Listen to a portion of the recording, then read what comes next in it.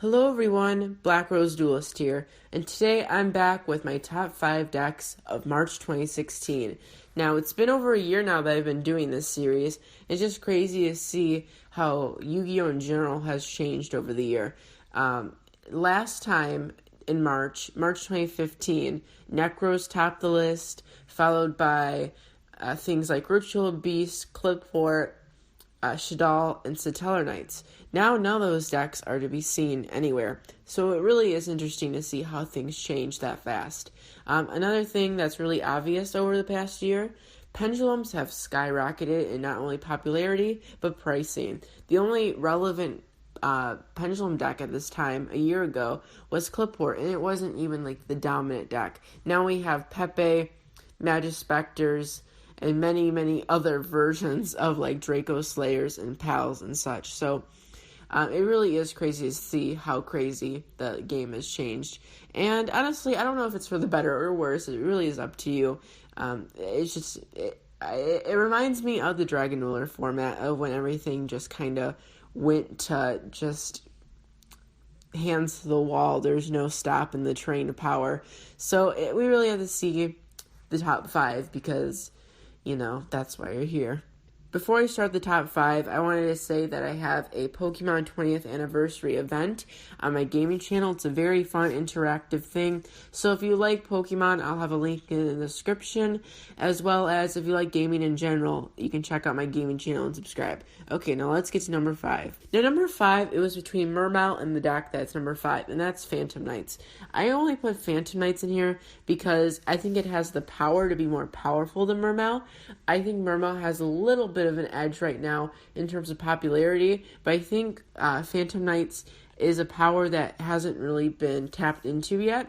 That sounds really, really nerdy, but I think Jeff Jones kind of proved that the deck can be really, really popular. It just has to have the support behind it. So I put that number 5. It has really, really, really powerful rank 3 plays. It's kind of like I don't want to say a faster, not a faster Burning Abyss, but it's kind of at that pace.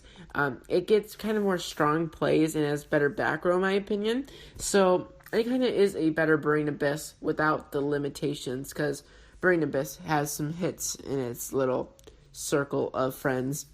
I also like to include, this doesn't really make it a top deck, but the art of this deck is just phenomenal. I love the art so much, and it really doesn't make sense because they are literally just worn out clothes that are old. So I have no idea why I like the artwork so much, but I really, really do.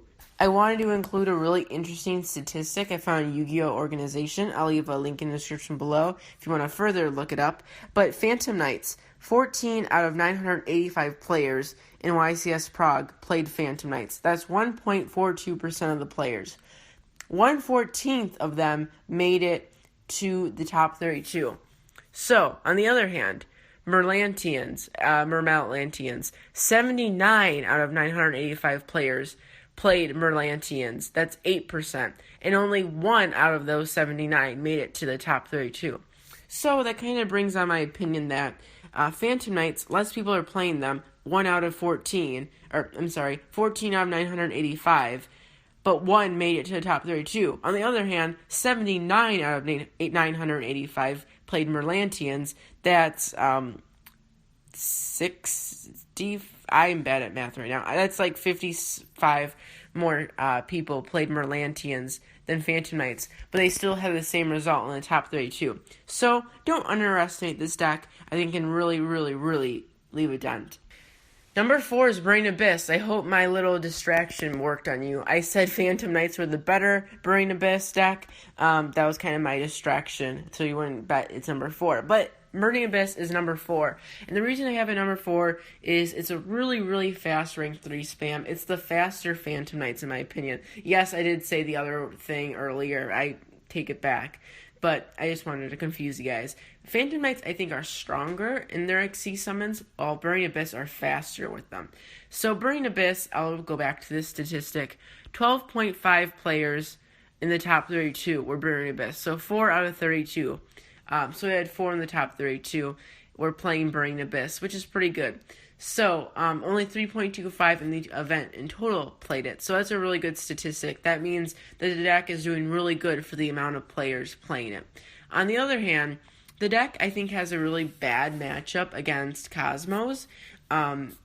Yes, that isn't their only matchup. I think they have a pretty good Draco Pals matchup, but that's something that kind of restricts them, in my opinion. I also don't know how the Monarch matchup is. I don't know how well that really would do for them. But Burning Abyss at number 4, I've had this deck in the top 5 for many, many months now, so I think I've just kind of run dry of things I can say about it.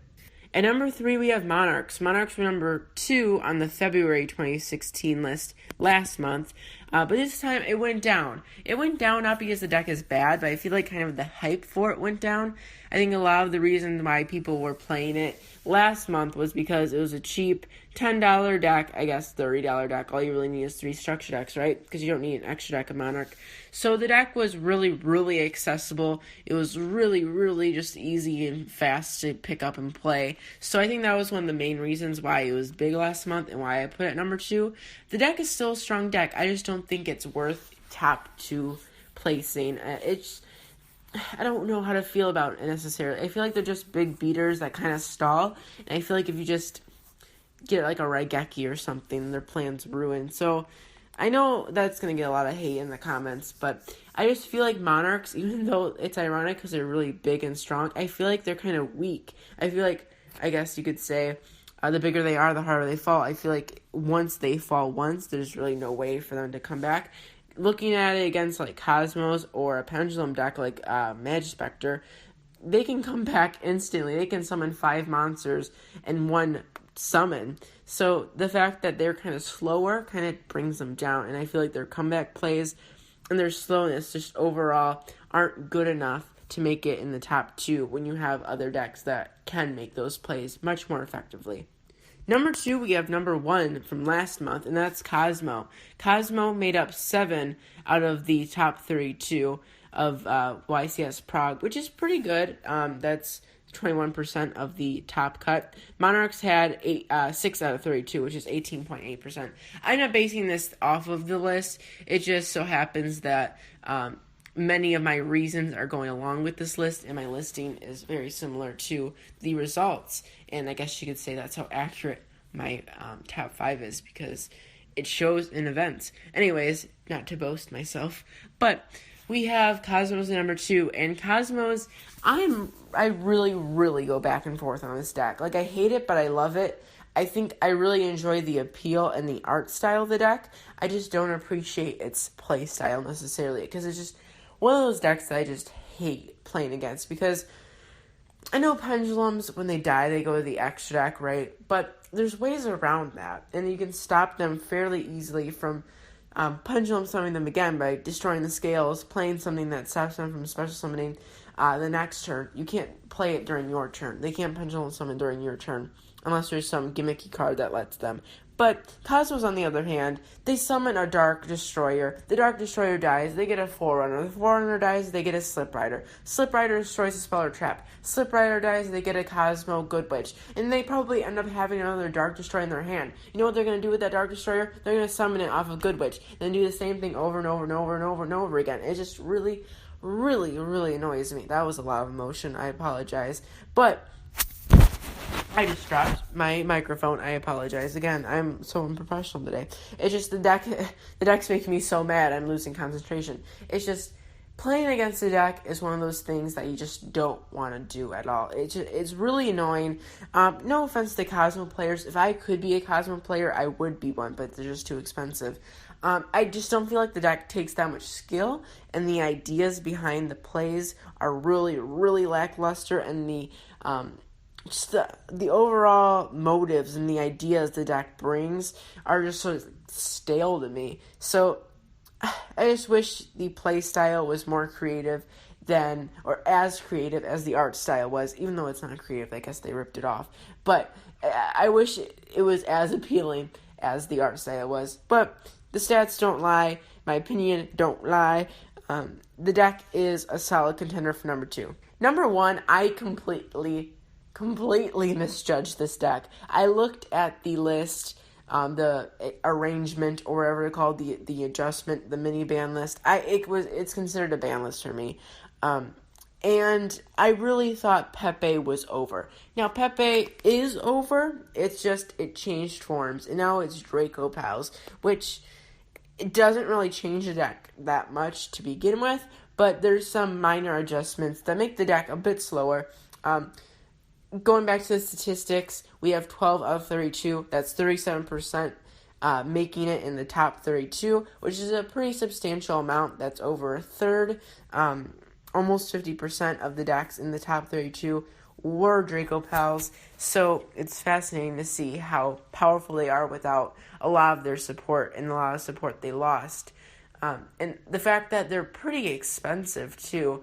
I don't understand how anyone can really afford all these decks. But I guess if you're going to the hall of going to a YCS, you're likely able to buy the deck if you're able to travel, if that makes sense, because all the ticket price. Anyway, the deck is powerful. It's as powerful as it was, but a little less. I don't really like this right now. I'm going to be honest. The top 3 decks aggravate me. I just don't like decks that get mindless plus 5s out of nowhere. Kozmos don't get mindless plus 5s, but they get the mindless plus 5s off summoning 1 Dark Destroyer, which is literally takes no thought process. I remember back in the day when going for a fusion summon required like 4 different cards if you wanted a good one. But nowadays you could get out 5 of those fusion monsters without any cost at all. So it kind of aggravates me that these decks, they are just so powerful without limitations. And I think the main point of boss monsters in general, and really strong monsters like fusion, synchros, Xyz, are meant to be made to be hard to play and rewarding to play. There's a cost for a reason, but I feel like now with pendulums and all this random overpowered stuff, the ideas of Xyz and synchros and fusions all kind of depreciated, and there really is no point to go for a simple fusion summon anymore. There's no point to go for a synchro summon anymore if it's like your main play. You might go into a synchro summon if you have too many spaces on the field and you have to make more. It's just kind of a slap in the face in a way, because if you look back at like 2009, 2010, going out and making a Trishula was like game winning. It changed everything. You felt really rewarded for going all out. Nowadays, Trishula is something that like, oh, I just summoned 5 monsters out of nowhere. I guess I'll just summon a Trishula. It's not really the same thing. So I just complained for the last 3 minutes and I apologize. But the deck just kind of makes me mad. And the idea of Kozmos too, it just makes me a little angry. I really hope Konami can change this someday, because I don't really enjoy it when it's not even like Dragon Rulers and spell books.